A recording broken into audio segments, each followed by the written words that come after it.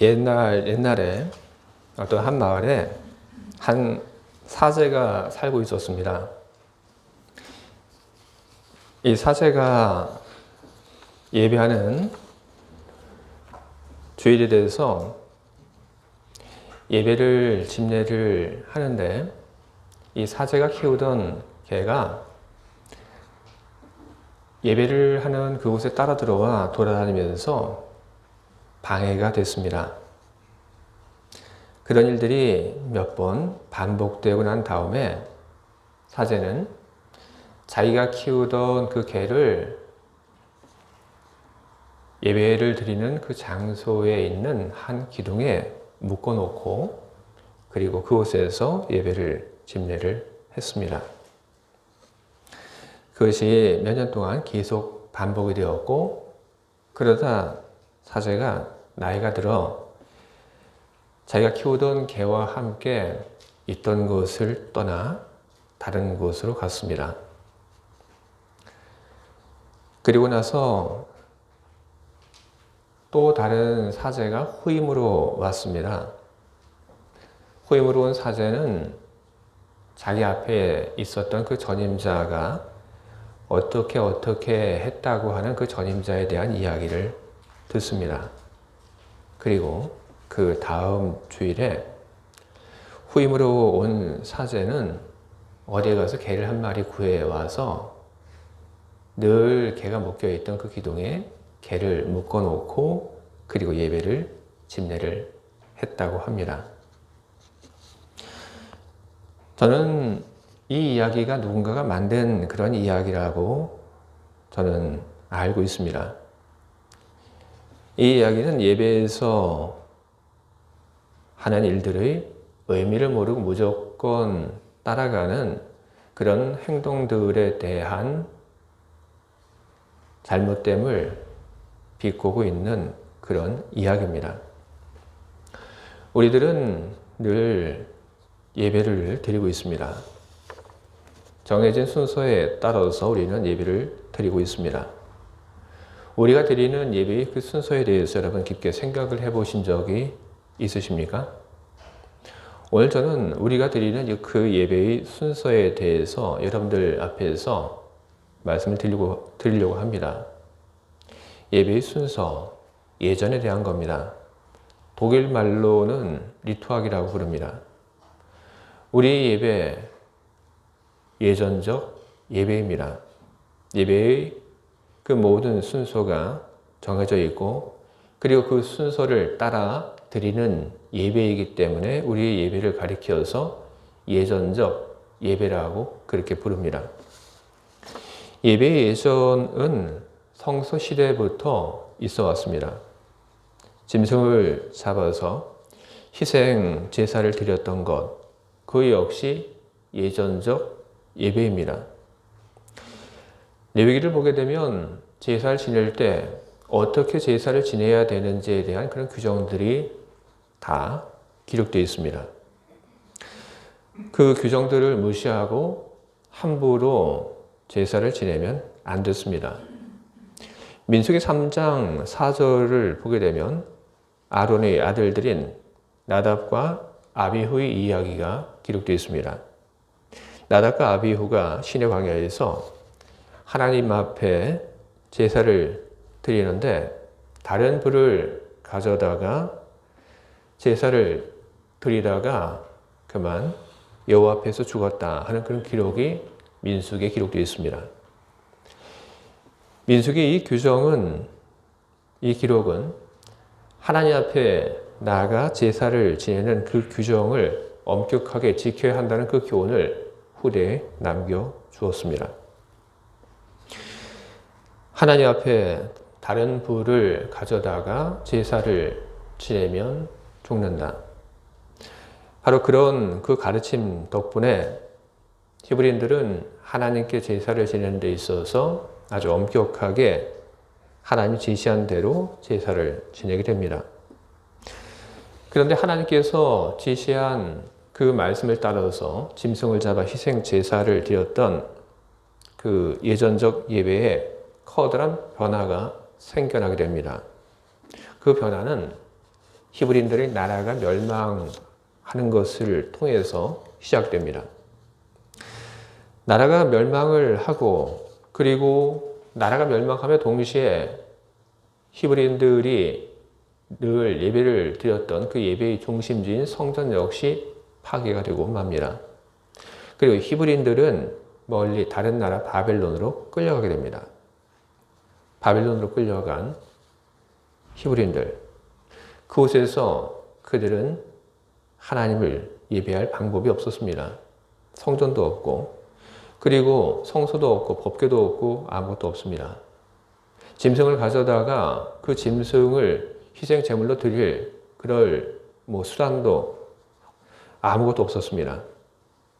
하나님께서 말씀하신 그대로 하나님 앞에 희생 제물을 드리는 그런 제사가 불가능한 상황을 맞이하게 된 것입니다. 그때 그들은 그곳에서 희생 제사를 드리는 대신에 그들은 자신들이 포로로 끌려간 그 땅에서 하나님을 예배하는 것을 포기하지 않고 그들은 모여서 또 다른 모습으로 하나님을 예배하기 시작을 했습니다. 그것이 우리들이 잘 알고 있는 회당 예배입니다. 회당이라고 하는 것은 유대인들의 모임의 중심지입니다. 유대인들이 모인 곳, 그곳에 회당들은 항상 존재를 했고 유대인들의 교육, 그리고 서로 필요한 일들을 돕는 그런 역할을 맡아 했던 곳이 바로 회당입니다.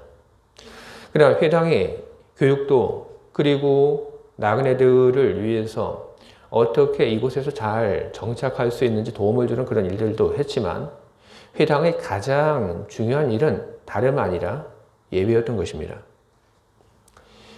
히브리인들은 회당에 모여서 예배를 드렸습니다. 열심히 예배를 드렸습니다. 그리고 회당에서 예배를 드렸던 그 예배는 훗날 그들이 다시 자신들의 나라로 되돌아가고 그리고 무너진 성전을 대신하여 다시 한번 성전을 세우게 되었을 그때에도 회당에서 드렸던 그 예배는 멈추지 않고 계속 되었던 것입니다. 유대인들이 회당에서 어떻게 예배를 드렸는가? 그 기록들이 성경에 많이 나오고 있습니다. 누가복음을 보게 되면 예수님께서 회당에 들어가서 가르치신 그런 이야기들이 기록되어 있고 사도행전을 보게 되면 사도 바울이 전도 여행을 하다가 이곳저곳에 흩어져 있는 회당에 들어가서 함께 예배를 드렸다고 하는 그런 기록이 남아 있습니다. 그 회당에서 예배는 어떻게 진행이 됐냐 하면 제일 처음 유대교의 신조와 신명기 6장 4절부터 5절에 있는 말씀을 선포함으로 예배가 시작이 됩니다. 신명기 6장 4절부터 5절에 있는 말씀은 이렇습니다. 이스라엘아 들으라. 우리 하나님 여호와는 오직 하나인 여호와이시니 너는 마음을 다하고 성품을 다하고 힘을 다하여 네 하나님 여호와를 사랑하라.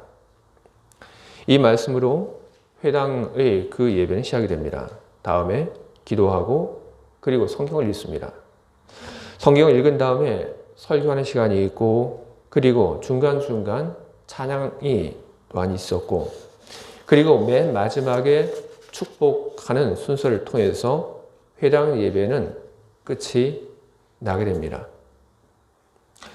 근데 회당 예배에 대한 기록만 성경에 있냐 하면 초대교회의 예배가 어떻게 드려졌는지에 대한 기록이 역시 성경에는 있습니다. 초대교회 신자들이 모여서 하나님을 예배하는 그 예배의 모습 또한 유대인들의 회당 예배의 그 예배의 모습과 크게 다르지 않았습니다. 오늘 우리가 읽은 이 본문을 보게 되면 이 본문 속에는 초대교회의 그 신자들이 모여서 어떻게 예배를 드렸는지에 대한 그런 기록들이 많이 우리에게 보여주고 있습니다. 본문에 등장하는 가르침을 받았다고 하는 이 말은 무슨 말을 하고 있냐 하면 설교가 있었다는 그런 이야기입니다. 그리고 기도가 있었고 47절에 보게 되면 찬미라고 하는 말이 보여주는 것처럼 초대교회 역시 하나님에게 찬송을 드리는 그런 모습으로 하나님께 예배를 드렸던 것입니다. 초대교회 예배의 예전을 보여주는 것은 오늘 제가 여러분들 앞에서 읽은 이 본문에만 그런 기록들이 남은 것은 아닙니다. 성경을 봉독했다고 하는 그런 기록들이 디모데전서 4장 13절, 데살로니가전서 5장 27절, 골로새서 4장 16절, 그리고 시편송에 대한 언급들, 그리고 설교가 있었다는 기록, 연보에 대한 기록, 이런 초대교회의 예배의 예전에 대한 그 기록들이 성경에는 꽤 많이 나오고 있습니다. 유대교와 그리고 초대교회의 우리 기독교 신자들이 예배를 드렸던 그 예배의 모습을 비교를 해보면 성찬 예식을 제외하고는 유대교의 회당 예배와 그리고 초기 기독교 신자들이 드렸던 그 예배의 예전과 큰 차이를 보이지 않습니다. 근데 여러분 중요한 것이 있습니다. 유대인들이 회당에서 드렸던 그 예배의 예전과 그리고 초대교회 신자들이 드렸던 그 예배의 예전이 큰 차이가 보이지 않지만 기독교의 예배의 예전의 시작점은 유대교의 예배의 예전이 아닙니다. 그러면 초대교회의 예배의 예전의 시작은 어디냐면 바로 우리 주님 예수 그리스도의 가르침이 우리 기독교의 예배의 예전의 시작점입니다.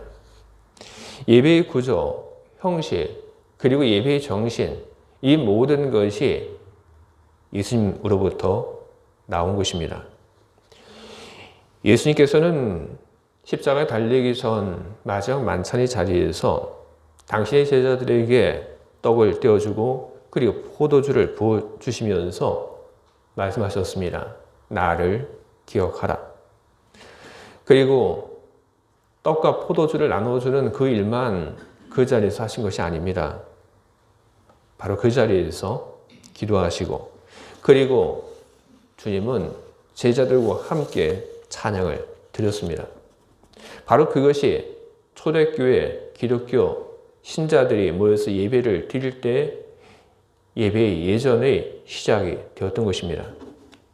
예수님의 그 말씀이 있었기 때문에 초대교회의 신자들은 예수님께서 나를 기억하라는 그 명령을 따라서 모일 때마다 떡을 떼고 그리고 포도주를 나누었습니다. 그리고 떡을 떼고 포도주를 나누는 그 일들을 통해서 예수님의 십자가와 그리고 부활을 기억하며 그리고 그 모인 자리에서 감사와 찬양을 올려드렸던 것입니다. 바로 그것이 초대교회 예배 예전인 것입니다. 예배의 구성 요소, 이것을 잘 지키면서 하는 예배가 바로 예전적 예배이며 우리가 이 예배의 그 예전을 잘 지키면서 해야 하는 이유가 바로 여기 있는 것입니다.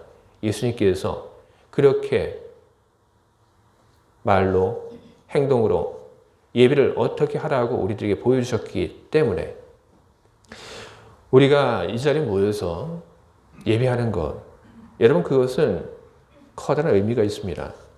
우리가 이 자리에 모여서 예배하는 것, 그것은 그 자체가 복음을 선포하는 것입니다. 왜냐하면 오늘 우리가 이 자리에 모여서 예배하는 것은 죽은 예수를 기념하기 위해서 모여서 예배하는 것이 아니기 때문에 그런 것입니다. 우리가 이 자리에 모여서 예배하는 우리 주님은 어떤 분이십니까? 십자가에 달려 죽으시고 그리고 부활하시고 그리고 지금은 하늘에 계시고 언젠가 다시 세상으로 오실 그런 분이십니다. 우리는 바로 그 분을 향하여 예배를 드리고 있는 것입니다. 예수가 죽지 않고 예수는 부활하시고 그리고 주님께서는 다시 세상을 심판하실 주로 오신다고 하는 그 믿음이 우리 예배에 가장 아래 깔려 있는 것입니다. 그렇기 때문에 우리가 예배하는 것이 바로 세상을 향해서 복음을 선포하는 것이 되는 것입니다. 우리는 예배를 통해서 매주 우리는 복음을 선포합니다. 그리고 매주 드리는 이 예배를 통하여 우리는 하나님에 대한 예수 그리스도에 대한 우리 신앙을 우리는 확립하고 그리고 우리는 예수님의 그 사건 앞에서 예수님의 뒤를 따르겠다고 하는 그 삶의 결단을 우리는 매주 하면서 우리는 살고 있는 것입니다. 예수님의 순환전 마지막 식사에서 시작된 예배 예전, 그 형식 그리고 예배에 담겨져 있는 그런 정신들, 그것은 지금 우리 교회 안으로 들어와서 그것은 그대로 이어지고 있습니다. 여러 교회들이 조금씩 다른 예배의 예전을 보이고 있지만 그 커다란 틀에 있어서 기독교 예배 예전의 그런 원칙은 다르지 않고 모두 같습니다. 우리 교회의 예배 예전 속에 담겨져 있는 그 의미, 우리는 그 의미를 우리는 잘 알고 우리는 예배를 드려야 합니다. 우리가 드리는 예배는 크게 4가지 타일로, 4가지 파트로 구성이 되어 있습니다. 모임 예전, 말씀 예전, 성만찬 예전, 그리고 파송 예전. 이 4가지 타일로 우리 예배는 구성이 되어 있습니다. 모이는 예전, 그건 무엇이냐면 예배를 위해서 하나님 앞으로 모이는 그런 예전입니다. 전주가 시작이 되죠. 그리고 전주가 시작이 된 후에 예배의 부름과 기원과 그리고 성시 교독이 있습니다. 예배의 부름은 어떻게 이루어집니까? 여러분, 제가 예배 시작할 때 하는 말을 여러분 잘 기억하고 계실 줄 압니다. 성부와 성자 그리고 성령 하나님의 이름으로 예배를 시작을 합니다. 그냥 누구 다른 이름으로 하는 것이 아니라 삼위일체 하나님의 이름으로 예배를 시작을 합니다. 그리고 예배를 시작하고 임재의 기도를 하나님께 드립니다. 주님께서 우리 주로, 우리의 왕으로 이 자리에 함께해 주시기를 청하는 기도입니다. 그리고 찬송도 목적에 맞게끔 드려집니다. 하나님께 영광을 돌리는 찬송이 이때 드려지게 되는 것입니다. 이렇듯 예배를 시작하고 하나님 앞으로 우리들이 모이는 그 사람의 순서가 맞춰지게 되게 되면 그 다음에는 하나님의 순서가, 하나님의 차례가 시작이 됩니다. 두 번째는 말씀의 예전입니다. 말씀의 예전에는 말씀 봉독, 설교, 그리고 기도가 있습니다. 그리고 그 모든 것이 끝난 후에는 설교에 맞는 찬양이 있습니다. 이 모든 말씀의 예전, 여기에 중심이 되는 것은 하나님 말씀입니다. 성경 말씀을 읽습니다. 하나님 말씀이 우리 안에서 선포가 되는 것입니다. 그러면 우리 교회에서는 그 말씀이 선포된 다음에 뭘 하냐 하면 성간의 찬양이 있습니다. 하나님 말씀에 대한 응답으로 성가대가 하나님께 찬양을 올려드립니다. 그리고 나서 하나님의 말씀이 선포된 그 하나님 말씀이 어떤 뜻인지에 대한 그 설명을 하는 시간이 바로 설교의 시간입니다. 그리고 그 설교가 끝난 뒤에 우리의 결단의 기도와 그리고 그 설교에 맞는 찬양을 우리가 하나님께 드리게 됩니다. 하나님의 순서가 끝나면 다시 이제 사람의 순서가 시작이 됩니다. 성만찬 예전. 성만찬과 신앙 고백, 그리고 봉헌의 시간입니다. 떡을 떼는 일, 우리 교회에서는 매주 하지 않습니다. 하지만 봉헌은 여러분 매주 합니다. 우리가 드리는 그 봉헌, 그것은 성만찬 예전 중의 하나입니다.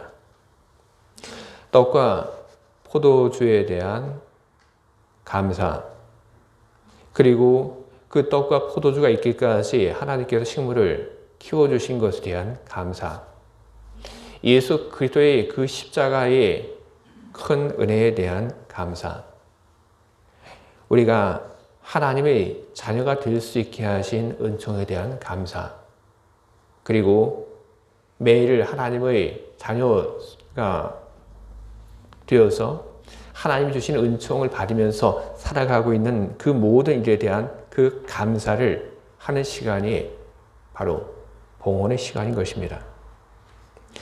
우리는 성만찬의 예전을 통해서 예수 그리스도의 그 십자가의 사건과 그리고 그분의 승리, 그리고 그분이 우리에게 주신 그 구원과 자녀됨에 대해서 기억하며 우리는 주님이 베풀어 주신 그 은혜에 대하여 우리는 봉헌의 시간을 통하여 우리의 감사를 올려드립니다. 그것이 끝나게 되면 다시 하나님의 차례가 시작이 됩니다. 파송의 예전, 축도와 후주의 순서가 이어집니다. 그것은 우리 주님께서 여러분들에게 큰 은혜와 그리고 힘을 내려주시는 시간입니다. 여러분들을 세상으로 그리고 삶의 자리로 선교의 현장으로 보내기 바로 그 전에 주님께서 여러분들에게 필요한 힘과 지혜와 은혜를 나눠주는 시간이 바로 이 시간인 것입니다. 주님의 그 은혜가 주님이 주시는 힘이 여러분 모두에게 내리는 그런 시간인 것입니다. 이 시간은 주님이 여러분들에게 선물을 나눠주는 시간입니다.